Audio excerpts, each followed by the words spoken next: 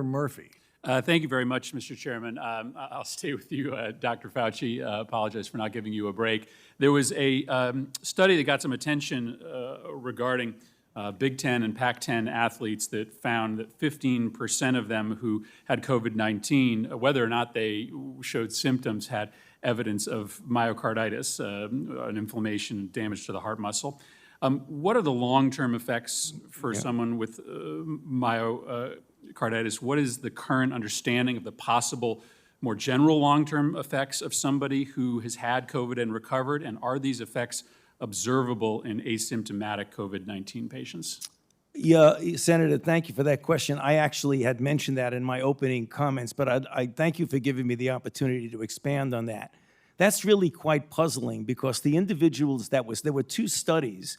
There was one study not in athletes, and then there was the study that you mentioned in athletes. The study in the non-athletes were individuals who had recovered from COVID-19 and had various degrees of involvement, to moderate disease to disease that would require intervention medically. And by doing MRIs, they found that about 60 to 70% of them had indication of inflammatory disease in the heart. Interestingly, they were relatively asymptomatic. So I think we need to be careful and just watch what happens, because one of the possibilities that could develop is that A, it could clear up and they have no problem for the rest of their lives. The other things that they could wind up, when you have inflammation, you could have scarring. That could lead to arrhythmias later on, or that could lead to cardiomyopathies. I have to tell you, I do not know what it would be, but it's something we really need to keep our eye out on. So insurance companies tend to err on the side of caution. And so what we believe is that because of this uncertainty, because of this potential for long-term health effects, that any diagnosis of COVID, whether you're symptomatic or not, will become a pre-existing condition, and that it is likely, probable, that insurance companies, if they are allowed to discriminate against people with pre-existing conditions, as will happen if the Supreme Court justice is put on the court and the ACA is invalidated, we will see rates skyrocket for anybody who has had COVID. I think something we all need to talk about over the course of the next few weeks.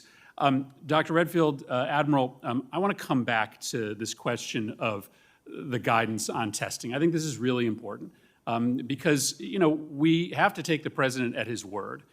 He announced that he had instructed his advisors to, quote, slow the testing down, please. When folks suggested he was kidding, he was asked by reporters, are you kidding? And he said, I don't kid. Let me just tell you. Let me make it clear. So the president made it clear he wants less testing, and so it didn't seem coincidental to us that this strange guidance came out in August that recommended significantly less testing. And yet that's not what you're testifying to today. You're both saying that, in fact, that August guidance didn't recommend less testing, and all you were doing with this third set of guidance in 30 days was to clarify. But where in the August guidance does it tell people that they should get a test if they are asymptomatic but in close contact? Where in that guidance does it actually tell them that they should proactively see a healthcare provider if they have been in contact? Because I've read it 20 times, and I don't see anywhere in this guidance that it tells people they should get a test. I don't see anywhere in this guidance where it tells them that they should go see a doctor. It reads, you do not necessarily need a test unless you are a vulnerable individual or your healthcare provider or your local health officials recommend you take one. That doesn't say you should go to the doctor. That just says if you have been recommended to get a test, you should. So it stands to reason that when folks read this, they will be under the impression that they shouldn't get a test, which seems to comport with the directions of the president. Slow the testing down, please. Where in this guidance that you issued in August does it tell people that they should get a test or they should proactively see a doctor? Thank you very much, Senator. And as I've said before, I take the position that more tests will actually lead to less cases, particularly if it fully engages public health action. And when I issued the clarification on August 27th, again, I said that we are placing emphasis on symptomatic illness, and also, as you said, individuals with significant exposure, vulnerable populations, critical infrastructure workers, healthcare workers, and those individuals who may be asymptomatic when prioritized by a medical or public health official. The reason that this came from a public health perspective, we were seeing individuals drive up, get a test, and then go on to work. There wasn't a public health action associated with testing.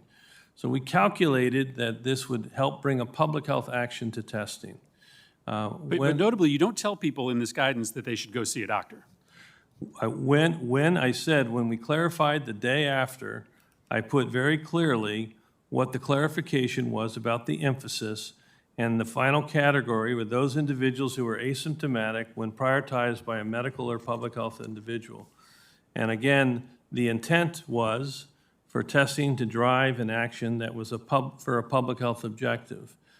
It was clear through a variety of different reasons when we found that some individuals were not even doing testing for contacts, the individuals with significant exposure, we then put the further clarification.